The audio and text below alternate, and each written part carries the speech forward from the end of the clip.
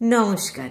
গল্পকথা বই পড়নায় সবাইকে স্বাগত জানিয়ে আজকে সরজিৎ ঘোষের লেখা গোপন প্রেম। আসুন তাহলে শুনে দেখি কেমন হয়। আমার বিয়ের জন্য আমার মা পাত্রীর খোঁজ করছিল। মায়ের ইচ্ছে তার নিজের পছন্দ করা কোনো মেয়ের সাথেই আমার বিয়েটা দেবে, কিন্তু তা কী করে সম্ভব?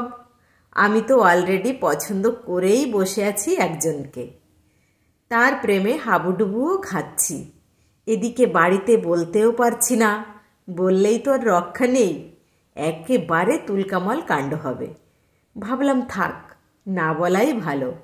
এই মুহূর্তে তো আর বিয়ে করছি না, বিয়ে করতে মোটামুটি 1-1.5 বছর বাকি। সুযোগ বুঝে একদিন মাকে সব কথা বলা যাবে, সেটাই ভেবে রেখেছি।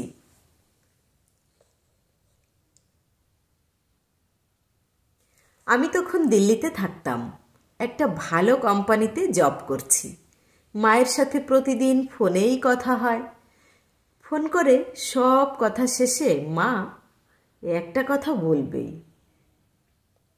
ফোন করে সব শেষে মা একটা কথা বলবেই, তোর বিয়েটা তাড়াতাড়ি দিতে হবে, ভালো মেয়ে আমি খুঁজছি, আমার পছন্দ করা মেয়ের সাথেই তোর বিয়ে দেব। আবার প্রেম টেম করে রাখিসনি তো?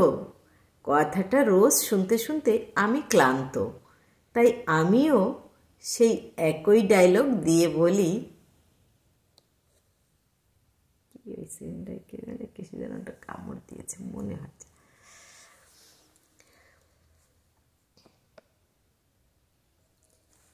মা তুমিও না, মা তুমিও না, আমার ওপর কি একটুও বিশ্বাস নেই? তোমার পছন্দ করা মেয়েকেই আমি বিয়ে করব। চিন্তা করো না তুমি। একদিন সকালে ঘুম থেকে তখনও উঠিনি, 7 সকালে ফোন করে মা আমাকে বলল, তাড়াতাড়ি হোয়াটসঅ্যাপটা চেক কর, খুব আর্জেন্ট। ঘুম চোখেই মাকে বললাম, সকাল সকাল কি পেয়েছো বলো তো? আবার হোয়াটসঅ্যাপ চেক করতে যাবার কি হলো? আরে একটা মেয়ের ফটো পাঠিয়েছি।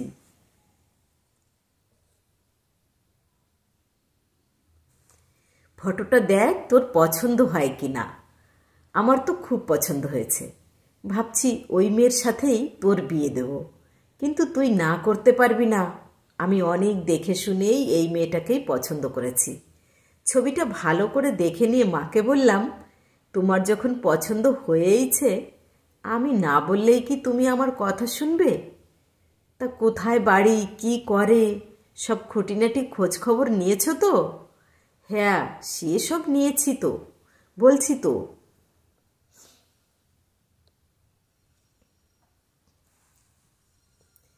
হ্যাঁ সেসব নিয়েই তো বলছি। আমাদের বাড়ি থেকে 3 কিলোমিটার দূরেই মেয়েটির বাড়ি। যখন জিমে যেতাম তখন থেকেই পরিচয় হয়েছে। ও, তার মানে তুমি জিমে গিয়েও ঘটকালি করেছ? এবার বুঝতে পারছি কেন তোমাকে জিমে যেতে মানা করে দিয়েছে। এই তুই বকবক করিস না, আমি কি করব কি করব না তোকে বলতে হবে না। তুই ফোনটা এখন রাখ। কথাগুলো বলেই মা ফোনটা কেটে দিল। আমিও আর না হেসে থাকতে পারলাম না।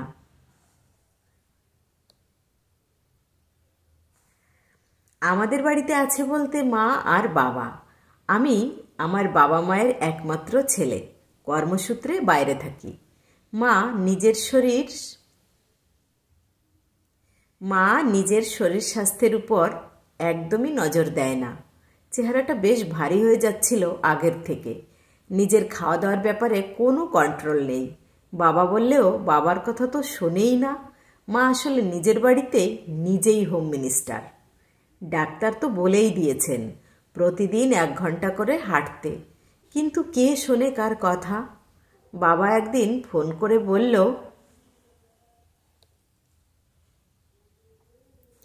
আরে তোর মা তো কোনো কথাই শুনছে না, খাওয়া দাওয়ার তো কোনো বিধি নিষেধ নেই, নিজের পছন্দ মতো রান্না করছে, নিজেও খাচ্ছে আর আমাকেও দিচ্ছে।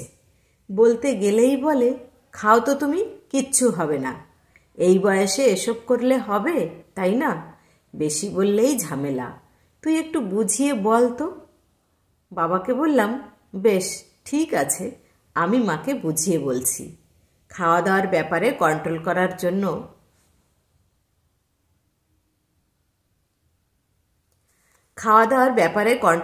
কথা মাকে বলতে গেলে আমাকে দুটো কথা শুনিয়ে দেবে। তো আমি প্ল্যান করে মাকে বললাম, তুমি জিমে ভর্তি হয়ে যাও, কারণ তুমি তো হাঁটাহাঁটি করবেই না, তবু জিমে ভর্তি হলে শরীরচর্চাটাও হবে আর তুমি নিজেও ভালো থাকবে। আমার কথা মতো মা জিমে ভর্তি হয়েছিল।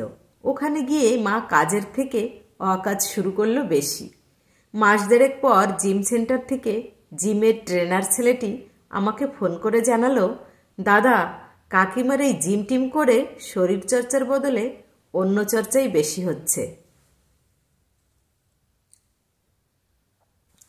অন্য চর্চা বলতে? আরে দাদা, কথাটা খারাপভাবে নিও না।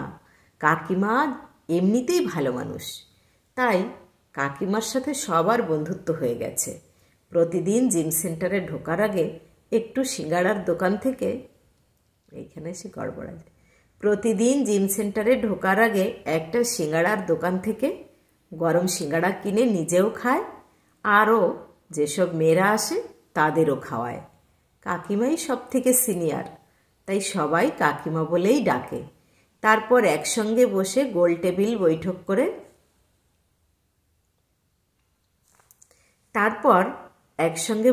গোল টেবিল বৈঠকের মতো গল্প জুড়ে দেয়।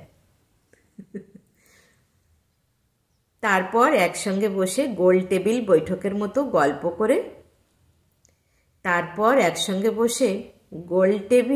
বৈঠকের মতো করে গল্প জমায়। 2 ঘন্টা গল্প টল্প করে তারপর বাড়ি ফেরে। এইভাবে জিমে এসে কোনোদিন মোচার চপ, ভেজিটেবল চপ, সিঙ্গাড়া, একদিন দেখি মুড়ি মাখা বানিয়েছে। বেশ ভালো রকম খাওয়া দাওয়া চালিয়ে যাচ্ছে। আর তুমিই বলো, কাকিমার বয়স বাড়ছে, এই বয়সে এসব করলে তো হবে না।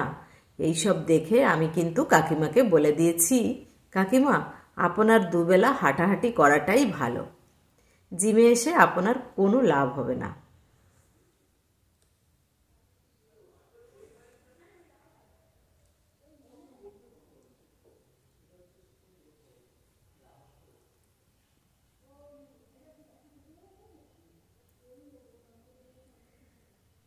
জিমে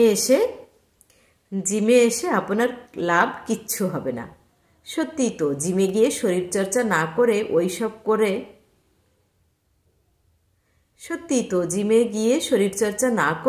ওইসব করে, তাহলে তো জিমে আসতে মানা করে দেবেই। মা জিমে যাওয়া বন্ধ করে দিল। তবে যে ভালো কাজটা করে এসেছে, ছেলের বিয়ের জন্য পাত্রী পছন্দ করে ফেলেছে। যাই হোক, মাস 6 পর বাড়ি এলাম। মা সঙ্গে সঙ্গে নিয়ে গেল পাত্রীর বাড়িতে। বলল, শুভ কাজে দেরি করব না। অবশেষে মায়ের পছন্দ করা পাত্রী তমালের সাথেই আমার বিয়ে হয়ে গেল।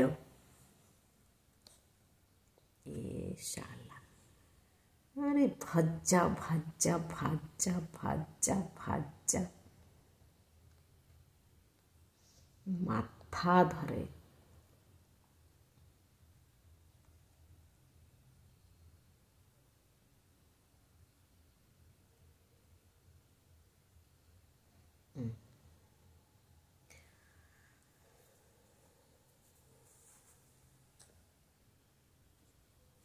অবশেষে মায়ের পছন্দ করা পাত্রী তমালের সাথেই আমার বিয়েটা হয়ে গেল।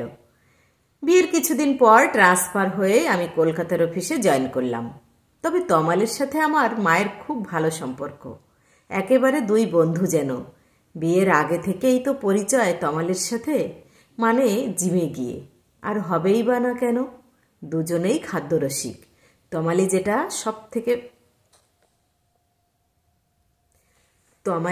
সব থেকে ভালো পারে সেটা হলো সুন্দর সুন্দর রেসিপি বানানো। রান্না করার ব্যাপারে এক্সপার্ট তমালি, আর সেটা মায়েরও পছন্দ। রবিবারের একটা ছুটির দিনে লাঞ্চ করতে বসেছি। বেশ মনের সুখে খেয়ে যাচ্ছি। মাকে বললাম, মুড়ি ঘন্টটা বেশ দারুণ হয়েছে তো, আর একটু হবে নাকি? মা হেসে বলল, কে বানিয়েছে দেখতে হবে তো। মায়ের পছন্দ করা মেয়েকে বিয়ে করেছিস,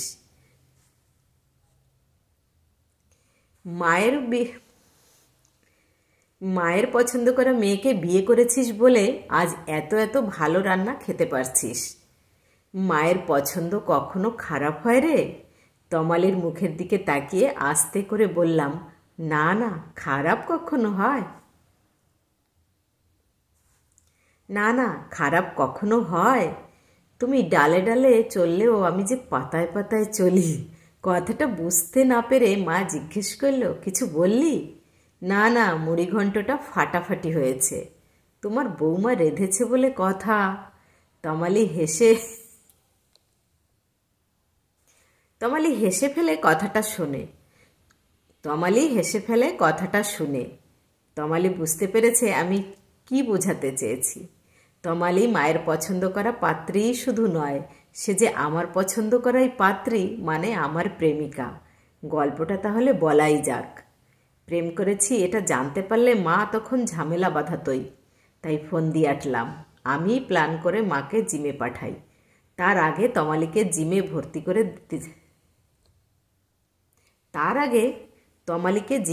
করে তমালিকে জিমে ভর্তি হয়ে যেতে বলি। আমার কথা মতো তমালিও ভাব জমিয়ে ফেলে মায়ের সাথে। আমি শুধু তমালিকে বলে দিয়েছিলাম মা সিঙ্গাড়া খেতে ভালোবাসে। প্রথম দিনেই গরম গরম সিঙ্গাড়া খাইয়ে দিও। ব্যাস, তারপর আমাকে আর সামলাতে হয়নি। তমালি বাদবাকিটা সামলেছে। তারপর আর কি? আমার কথাটি ফুরলো, নোটে গাছটি মুড়লো। তবে হ্যাঁ, বিয়ের পর থেকে তমালিই মাকে সামলে চলেছে। মা একমাত্র তমালির কথাই শুনে